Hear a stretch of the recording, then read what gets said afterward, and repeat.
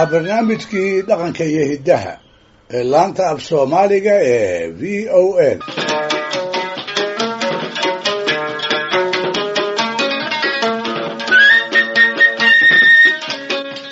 dhegaystayaal waxaa jira aadanuhu arrimo uu isku si u arko iyo qaar aragtiyo kala duwan uu ka leeyahay. dhaqan ahaan waxyaabaha la aaminsan yahay waa lagu kala duwan yahay. dharka sida loo xirto waa lagu kala tegan yahay. oogada qaybaheeda bannaan in la banneeyo iyo meelaha ay tahay in la qariyo waa lagu kala duwan yahay. in doora oo ka mida jaadadka cuntada ayaa dunida qaarkeed laga quutaa, meelo kalena waa ka garanuugo laguma hambaaso. guurka iyo sida loo gunto, arooska iyo hababka loogu dabaaldego, gudniinka carruurta iyo hiddaha ku saynsaaban, intaasba siyaalaha loo farsameeyo ummaduhu waa ku kala duwan yihiin. tu walbana hiddaha ay ka leedahay ayaa la habboonoo la toosan. sidoo kale anshaxa wanaagsani waxa uu yahay iyo waxa aan ahayne qofkii ku kaca lagu qoonsado ayaa si weyn la isugu khilaafsan yahay.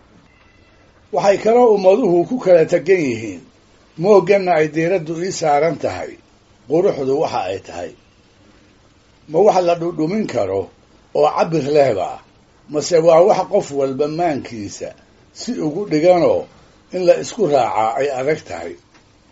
si kastaba ha ahaatee qaamuuska af soomaaliga ee yaasiin cismaan siduu ku laqbeeyey, quruxdu waa tilmaanta la siiyo wixii loo bogo ama la jeclaysto ama isha deeqa, iyadoo laga eegayo dhinacyada midabka, qaabka, abuurta, isle'ekaanta, dhaqdhaqaaq wanaagga, xaragada, farsamida, farshaxanimada iyo wixii soo raaca. kolka waxyaabaha qurxooni waa badan yihiin. tan dumarka intaan isku koobo aan idhaahdo gabadha qurxooni tilmaamaha ay leedahay waa kuwe? maxay dheer tahay kuwa la-ayniga ah? guud ahaanse soomaalidu sidee bay u tilmaantaa gabadha qurxoon? malahayga jawaabta su-aashaas halka ugu habboon ee loogu irkan karaay waa suugaanta maansada ee raggii hore ay ku kala dhigdhigeen inanta qurxooni jir ahaan muuqaalka ay leedahay. gabyaa kasta oo intuu gabar jeclaado ammaantaa marnaba ma gafo inuu taxo tilmaamo dhowr ah oo quruxdeeda uu marag uga dhiganayo, tilmaamahaasoo la moodo in soomaalidu ay badiba isku raacsan tahay. waxaa ka mid ah inay gabadhu leedahay timo madow oo sugul ah, salxanyo iyo fool dhaashan oo aan fool shareer lahayn, sanqaroor dhuuban oo shushuban, suuniyo higil ah, indha cadcad oo waaweyn oo aan dibadda u soo baxsanayn isla markaasna aan god ku jirin, cirid iyo af madow, dhex dhuuban oo suulka iyo murugsatada lagu koobi karo.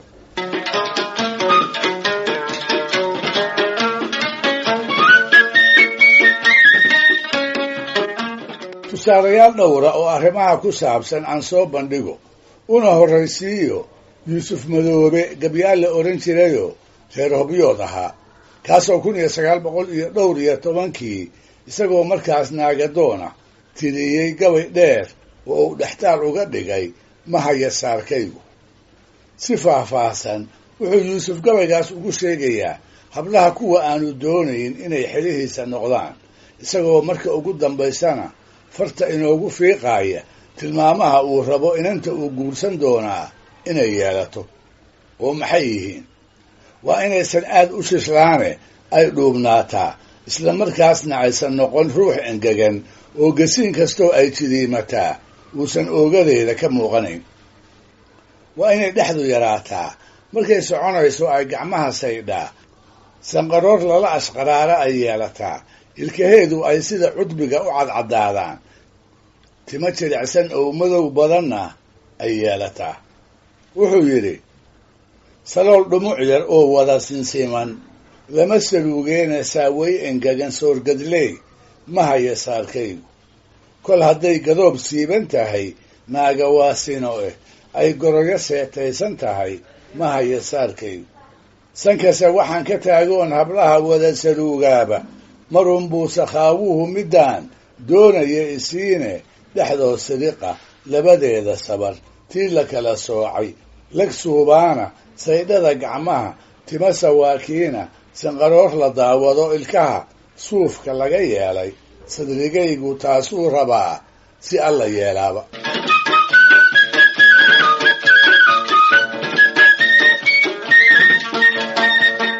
allah u naxariistay maansayahankii caanka ahaa ee cali cilmi afyare la oran jiray ayaa horraantii 1960nadii wuxuu isna gabayadiisa qaarkood aad ugu ammaanay gabadh uu bilicdeeda la ashqaraaray dabadeedna uu jacaylkeedu maansheeyey.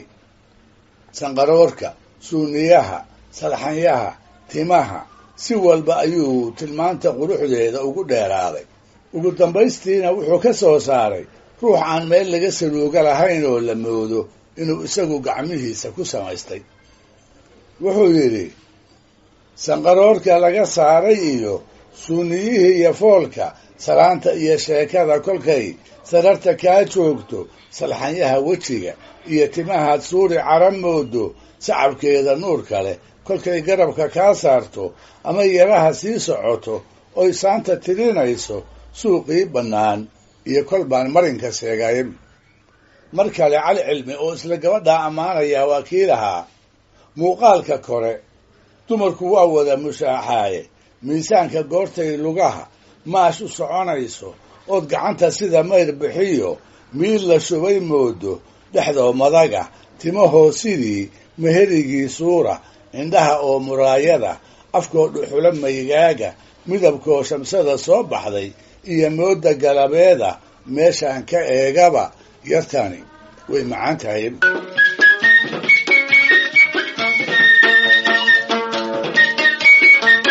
sida ka muuqata tixihii aan idin mariyey ee tusaale ahaanta aan u soo qaatay oogada keliya ma ahayne tilmaamaha quruxda dumarka waxaa raggii hore ugu jiri jiray xaragada, tallaabaqaadka miisaaman, laafyoodka iyo gacmo sayridda marka ay soconayso.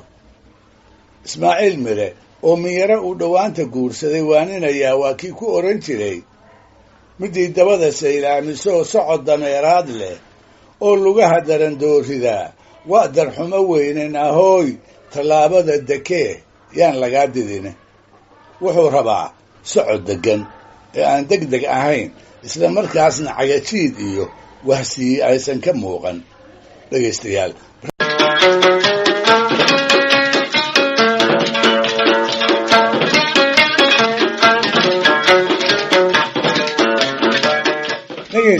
barnaamijkii midkan ka horreeyey sidaan ku soo carrabaabay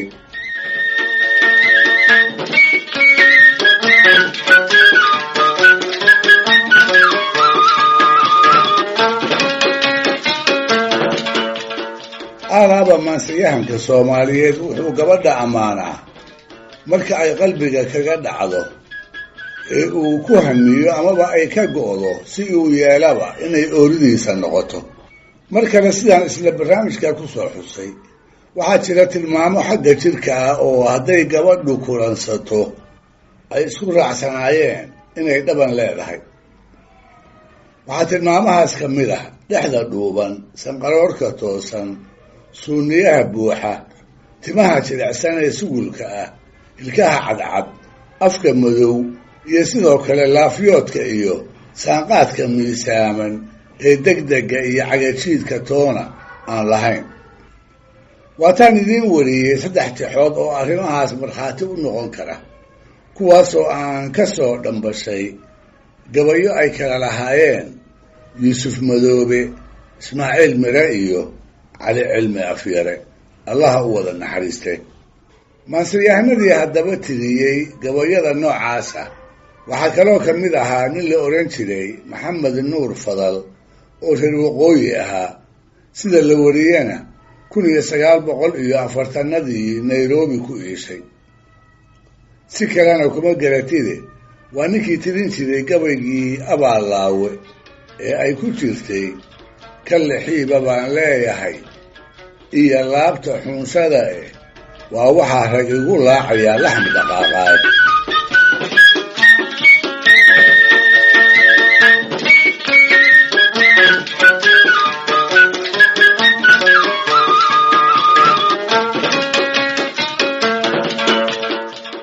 malahayga ina nuur fadal isaga oo ka murugaysan inuu hanan la'yahay gabar ay isku meel ku soo koreen oo tan iyo dhallaannimadii uu laabta ku hayn jiray ayaa nin xasan la yidhaahdaa gabay ka doondoona. maxamedow, bal maanta gabayadaadii wax nooga mari ayuu ku yidhi.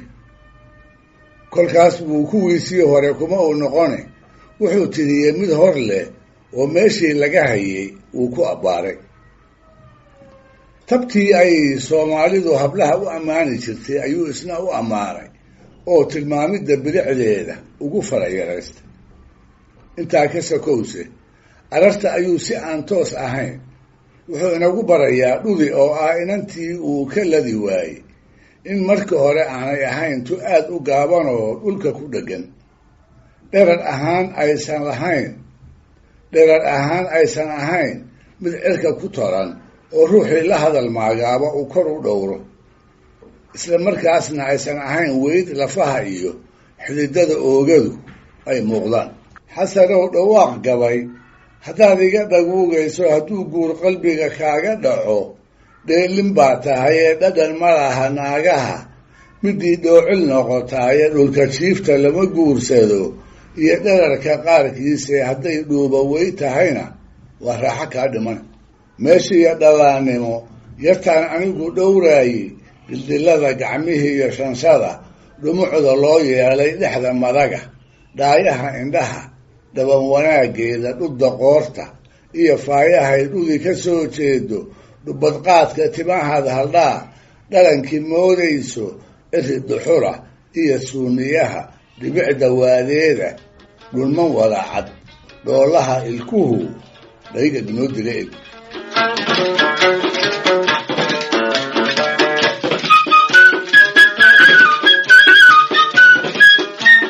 ammaanta gabadha markuu sidaa ugu dheeraado ayuu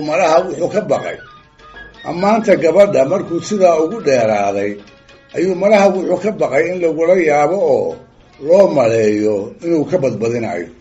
kolkaas buu ina soo hordhigayaa sawir qurux badan, dhudi oo mara 3 qayda ku mariiman, dhudi oo boqor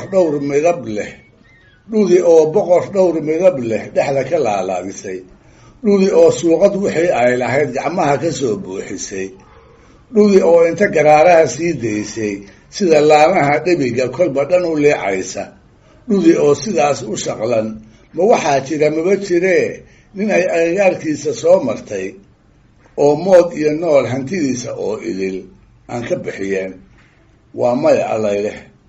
wuxuu yidhi 3 dhudley dacliya dawli dhexir wanaaggeeda waqfiyada gacmaha lagu dhuftay ee saaqa lagu dheehay.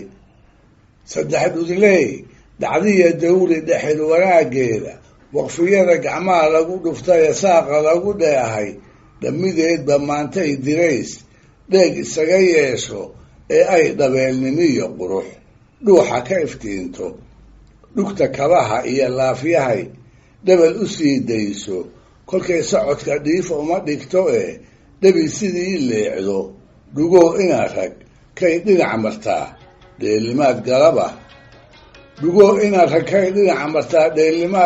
ah, dhaqan iyo adduun lama hareen dhogasta xoolaada.